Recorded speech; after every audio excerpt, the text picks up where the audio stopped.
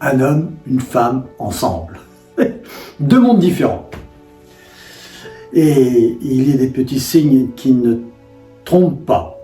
Et soyez vigilants. Soyez vigilants à ce que vous faites. Soyez conscients de comment vous agissez. Je vais parler de ma propre expérience parce que j'ai vécu en couple pendant 46 ans et j'ai expérimenté pas mal de situations. En tant qu'homme, je commence par cela, en tant qu'homme, j'ai des difficultés majeures à exprimer mon sentiment, mes sentiments, mon amour, les petits mots, les phrases, tout ça, de laisser apparaître l'émotion joyeuse, mais aussi l'émotion débordante. C'est difficile pour moi. Ça a toujours été très difficile. J'ai une sorte de, comment dire, de panique dès qu'on touche ces zones-là. Qu'est-ce qui va m'arriver? Où est-ce que je vais aller? Si je me laisse déborder, je vais perdre le contrôle.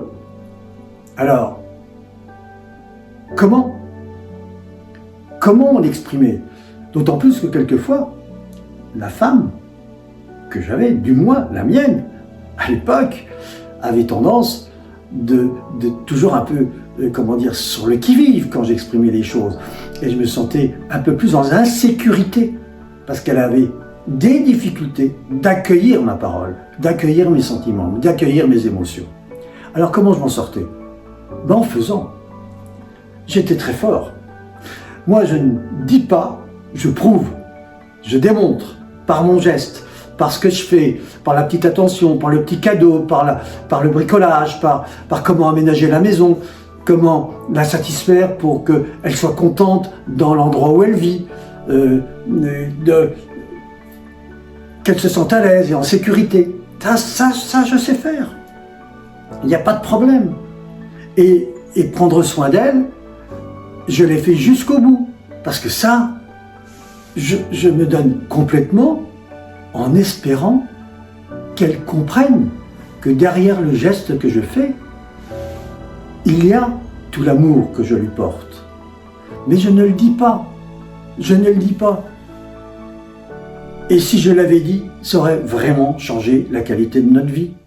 Parce que, en fait, les sentiments, le sentiment d'amour n'illuminait pas notre relation. Elle, de son côté, les petits gestes, oui, bon, ben d'accord, c'est naturel, mais c'est parce qu'elle attend. Le petit cadeau, oui, c'est bien, c'est sympa, mais quand même, c'est pas ça que j'attends. Je voudrais quelque chose de plus énergétique, de plus vivant, je sais pas faire. Et les gestes d'amour qu'elle me fait, les ouvertures, les invitations me mettaient dans l'embarras. Et je passais à côté. Alors, et donc, ne voyant pas de réponse à ces ouvertures, elle les prenait comme une sorte de rejet, ce qui faisait que elle se renfermait un peu plus, et moi je faisais plus de choses, et elle se renfermait, et puis moi je faisais encore plus d'efforts pour faire ceci. Voilà. Alors de temps en temps, évidemment, ça se dénouait, on avait des bons moments, et quelquefois on n'en avait pas, à cause de cela. Et puis, ces incompréhensions successives accumulaient un peu de frustration.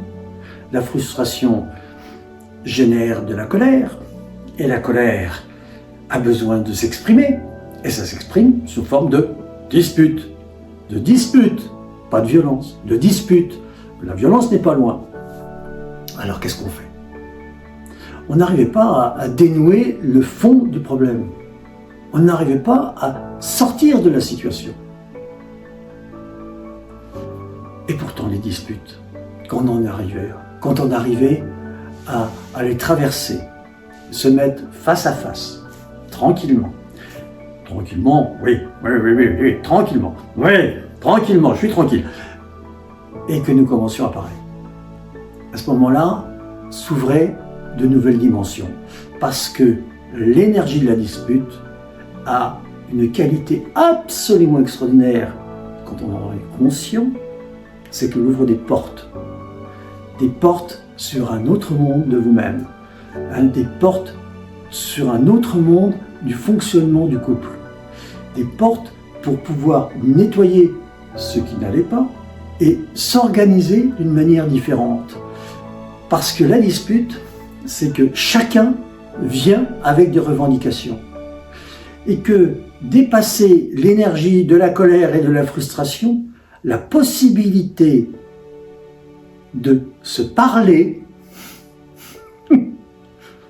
je souris, parce que c'est vraiment amusant, la possibilité de se parler et surtout de s'écouter, et que l'écoute soit attentive et arrive à travers le cœur, à perturber le mental, qui va changer de point de vue, parce que ça passe par le cœur, et que le corps commence à se dénouer, parce que j'écoute attentivement, et j'écoute au niveau du cœur, pas au niveau du mental, pas au niveau du corps, et que à ce moment-là, une ouverture se fait. Et à partir du moment où moi je fais l'ouverture, et que l'autre fait l'ouverture, quelque chose de magique commence à avoir lieu. Et le couple commence à grandir. Donc la dispute est une opportunité pour grandir. Waouh! Et qui maîtrise ça? Ah! J'avoue que moi, je ne suis pas tout à fait spécialiste. C'était pas tout à fait mon cas. J'ai tendance plutôt à être stubborn, c'est-à-dire têtu, bien marqué dans mon truc. Et j'ai remarqué que la femme en général, a plus de souplesse, elle sait ce qu'elle veut. La femme détient les clés du couple. Je sais, c'est une leitmotiv pour moi, mais la femme a une qualité, vous mesdames, vous avez une qualité absolument exceptionnelle. C'est que quand vous prenez une décision, elle est prise. Quand vous décidez de traverser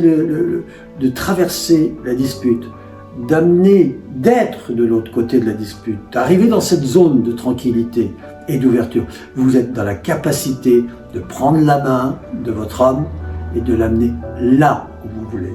Ça, vous en avez la capacité. L'homme, beaucoup plus difficilement. Il est toujours en train de négocier. Il n'est jamais sûr de lui. Ça, c'est mon expérience. Mais vous avez cette détermination absolument implacable. Si vous en doutez, parce que, oui, vous en doutez. Vous avez l'habitude de douter. Parce que vous avez tellement appris de vous soumettre au désir de l'homme. Mais replonger en vous, retrouver votre énergie profonde. Un ami avocat qui voulait s'occuper uniquement des divorces et qui me disait, dans un divorce, une catastrophe, quand une femme décide de divorcer, le divorce aura lieu. Quand un homme décide de divorcer, il négociera jusqu'au bout, parce que c'est jamais à 100% sa décision de divorcer. Un homme ne prend jamais dans le couple une décision à 100%, à moins que sa décision soit influencée par une autre femme. Mais c'est toujours une femme qui prend la décision, et jamais lui, réellement. Tandis que la femme, vous, mesdames, c'est vous qui prenez la décision. Et si vous décidez d'amener votre homme au-delà de la dispute, et de permettre justement ce dialogue, cette ouverture, cette réconciliation, qui va même déboucher peut-être sur une intimité. Vraiment, c'est une opportunité. Et il n'y a que vous qui êtes capable de mener ce processus jusqu'au bout. Alors, mesdames, au travail.